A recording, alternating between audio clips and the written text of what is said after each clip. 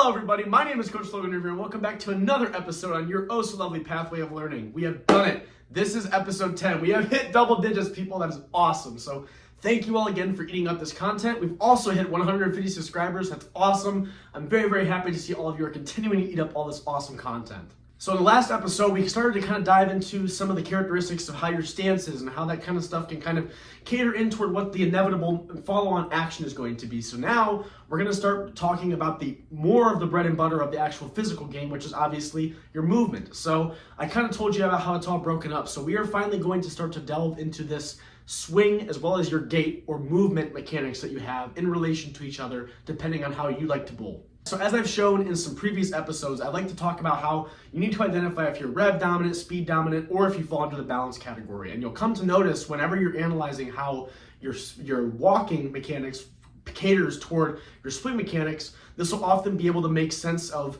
why you tend to be the way that you are. Especially once we start to learn a little bit later on with how your release relates to it, then it makes sense why it's mismatched or why it's mismatched a certain way and so on and so forth. So first things first, there's this concept of timing, and this is why I like to pair the whole gait mechanics or movement mechanics with your swing, because there is, more optimally than not, you tend to have early, late, or quote unquote perfect timing depending on how you throw. And obviously we don't have to worry about this until way later, but the end goal of this episode, which is navigating you to that peak of your backswing, is going to be a telltale sign of whether you have early, late, or the corrective timing. So in a perfect world, when you are taking your very final step, no matter how many steps you take, when you are taking that final step, your head should be fully in line with your foot, and your swing, no matter how high or low your backswing is, should be at the height of its backswing. This should be the highest it goes, depending if you're one-handed, two-handed, whatever. The moment that your chin is in line with your foot is the moment that your swing should be at its peak. This is because of the concept of leveraging the ball, which you'll start to learn about more when we kind of dive into the release. But this allows you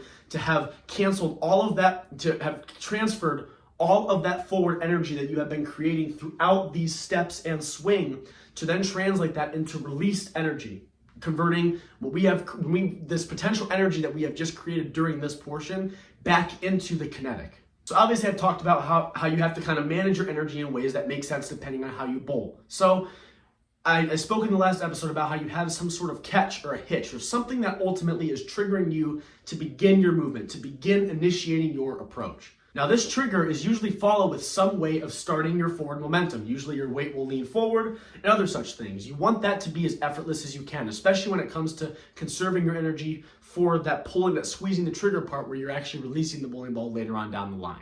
So in any way we can, we want to have any source help us alleviate any sort of tension we have on our muscles throughout not only our stance, but our entire release, right? So your number one friend that will either help you or be the most disadvantageous to you when it comes to how your swing is going to be gravity. Gravity is going to help you initiate that ball and initiate your swing much easier. But if you're swinging the ball back and you're now fighting gravity and fighting that free energy that gravity is giving you, you're now working against what the world and how the earth is designed to help you out. So this is exactly why that timing in the end is very important, because it allows you to maximize in the assistance that gravity is able to give you whilst also lowering the amount of tension within your muscles so that you can use it at a part that matters in your release. So when it comes to ways that you can actually initiate, there are three key ways that are most commonly found. So the most common one that I tend to find is people have a push away.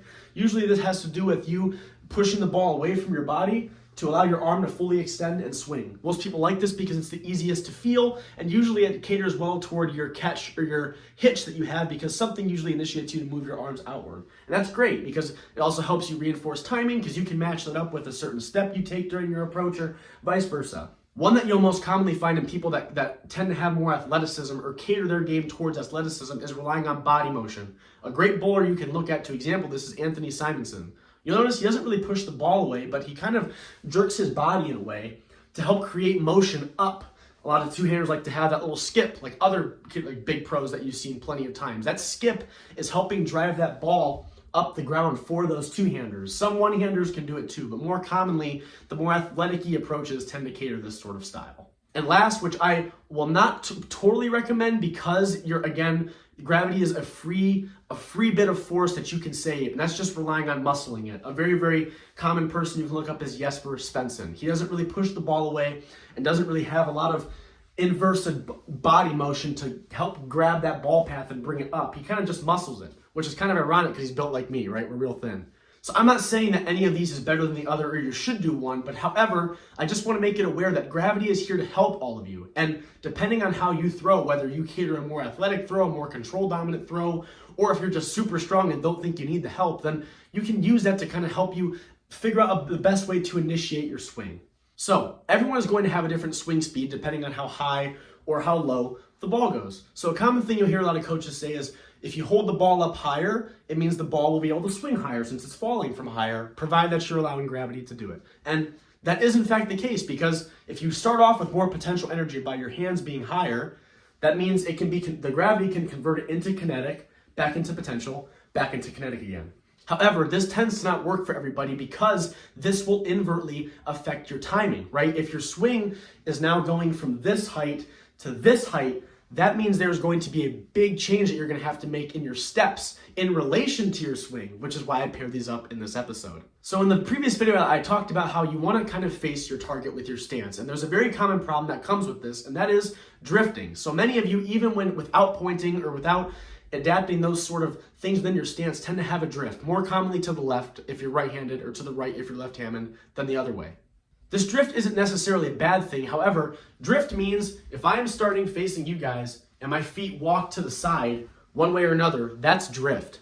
So if we know if you're my target and I'm drifting away from it, I'm going to have something to counteract that. So this drift does allow for one key element to come into play, which is the most key element in my opinion when it comes to the swing, and that is ensuring a straight swing path. Now, all of us know that we have hips. Them hips don't lie, right? But this isn't a salsa. We don't want them to move a lot. However, they do get in the way. So if you try to swing your arm forward like I am here, you can kind of hear it. Here I'm hitting my hip, and I'm thin. I don't really have a lot of hips, guys. So that says a whole lot. So you'll tend to notice that bowlers tend to open up on their swing like this, such as a great example being EJ Tackett. The reason they do this is so it gets that hip out of the way so their arm can always be swinging on line with their target. Now, if you don't want to open up because you might tend to miss more often, that is when that drift can then become advantageous for you because it does not require you to do it because I'm moving out of the way of my anticipated ball path. So again, depending on your strengths and weaknesses, you really have to think about this kind of stuff, especially when it comes to your timing. We know that ball speed can have a very, very big impact on our ball motion that we're desiring or attempting to create down the lane. But we have to make these physical changes with how we're setting up our stance and how the peak of our swing is and how if our head is in line with our foot and the peak of our backswing in the right time, because the little minute changes that you're making will make a big difference on this stuff in the end of things. So now we're going to be able to get into the challenge where I can finally help all of you identify some issues that you may have. So first thing that we need to identify is if our timing is correct. Is our head, in fact, in line with our foot at the peak of our backswing? In this challenge, you'll have to take a video of you from the side angle, like this.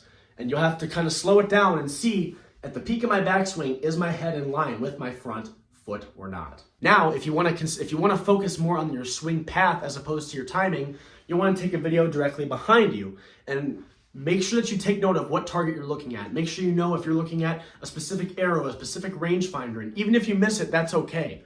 Watch to see if during that whole time your arm is on line with that or not, or if it tends to flare away from your body or in from your body. Something else that's important to think of during this is to see if you tend to have a drift. Most of you will have one, but it may be very small, maybe like a board or two. Some of you might have one more drastic, kind of like mine. And again, this isn't necessarily a bad thing because it depends on how you're built and how you are ultimately finding that room to clear that swing path as you're going forward in your approach. But you have to identify this because if where I'm standing isn't where I end up, I have to know where that is because a line that I'm envisioning with my target isn't going to be correct because I actually don't end up in that spot that I'm starting at. So you have to take a good mental note of that and know how to adjust based off of how much you move.